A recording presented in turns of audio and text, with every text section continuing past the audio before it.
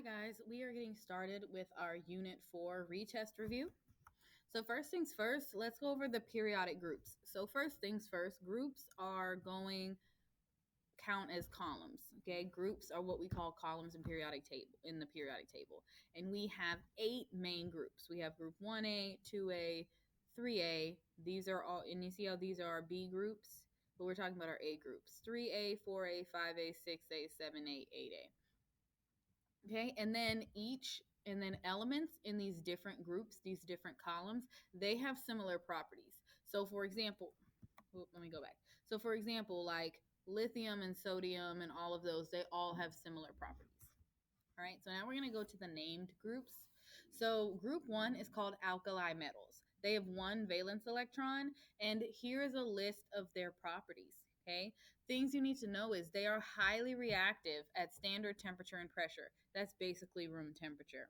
And they lose 1 electron to have a positive 1 charge, and they react violently with water. On Friday, the kids in class were going to blow up a pumpkin with some alkali metals. Okay, so now we're going to move on to group 2, which is our second column.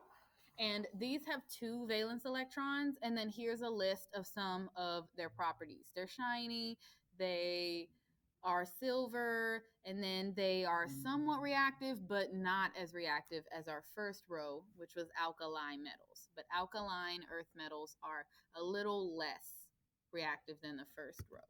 Then we're going to skip all the way to 6A. These have 6 valence electrons. They're moderately reactive. All of them are solid except for oxygen, and then they have very low melting points. Now, halogens. Okay, halogens have 7 valence electrons, and they are highly reactive. They're the most reactive group of nonmetals. Okay, and then they exist in all forms: solid, liquid, and gas. And then the last group that we're going to go over is our noble gases. Okay, so they are colorless, odorless. They're all gases, as the name suggests. And then they are non-reactive. And another word for non-reactive is inert. N-I-N-E-R-T. And that just means non-reactive.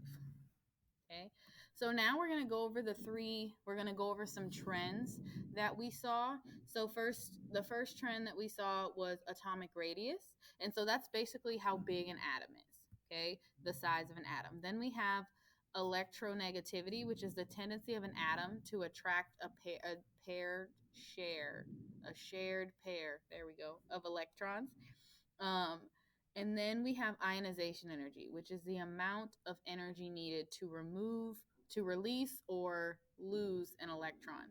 There's 2 more that aren't listed on here, and that is metal reactivity and non-metal reactivity, and we're going to go more into that in a second. So here we go. So we have electron affinity here. We're not really going to talk about that right now. We're going to focus on atomic radius. So atomic radius increases as you go down the period because you're adding more and more and more valence electrons. And then as you go across from left to right, it decreases in size. And that's because you have a stronger Coulombic attraction between your outer valence electrons and your inner valence electrons. Then we're going to move on to electronegativity, which is, hey, how well an atom attracts electrons. And so you can see as you go across, it increases. There is one big exception for electronegativity, and that is that our noble gases have 0 electronegativity at all. No electronegativity. Their electronegativity is 0. They have the lowest electronegativity. And then as you go up to the top, the electronegativity increases as well. Ionization energy, which is the energy needed to lose an electron, follows the same trend as electronegativity. Okay, so last but not least, we're going to talk about metal and non-metal reactivity. And on this, it's called character, which just means how it acts. So the most reactive metal is right here.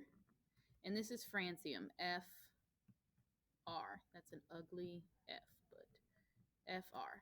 Okay, and then our most reactive nonmetal is right here. It's fluorine.